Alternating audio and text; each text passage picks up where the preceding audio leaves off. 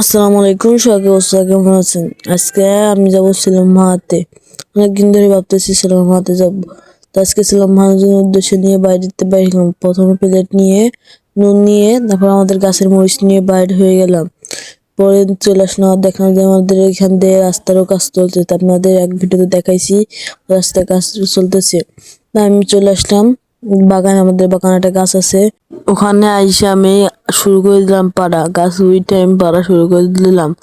দুইটা পায়রা লাইছি, দুইটা পায়রা আমি নিয়ে চলে আসলাম ভিতরে। আমাদের একটু ভিতরে বাতাস আছে বাগানের ভিতরে, ওখানে চলে আইসি।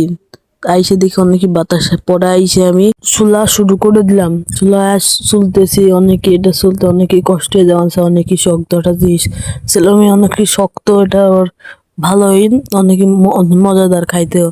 একটু কষ্ট ফলে মিষ্টি হবে, এটা স্বাভাবিক। কষ্ট ফলে মিষ্টি হবে।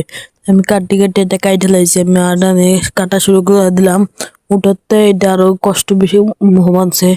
এটা অনেকই কষ্ট বানছে, অনেকই শক্ত। এটা ভাজা বানছে না চাক্কু, চাক্কুতে আমি কষ্ট মিষ্টিটা চুলাইলাম। আমার দুইটাই চুলা হয়ে গেছে, দেখলে অনেকই দেখতে মজাদার। পরে আমি দুইটা কাইটা দিলাম। কাটার পর আমি চুলা শুরু করতাম, যে এটা বিচি বুচি থাকে, ওই বিচিটা আমি আলাদা করতেছি, কারণ বিচি তো আর খাওয়া যাবে না। পরে বিচি আলাদাতেছি, পরে দেখলাম যে না খাই তো থাকা যায় না, এটা খাই দেখলাম যে অনেকই মজা। পরে আমি আটা নিয়ে খাওয়া শুরু করবো, অনেকই মজা খাইতে। আমার মন নাল চলে আসতেছে, কি করার, না খাই তো খাওয়া যাবি না, মজাতে আসবি না। পরে আমি সবকিছু আলাদা করলাম, বিচি আলাদা করার পর এই সিলমের ভিতরে আমি মরিচ দিয়ে মাহাই নিলাম। মাহাই দেওয়ার পর খাওয়া শুরু করে দিলাম। এটা অনেকই মজা।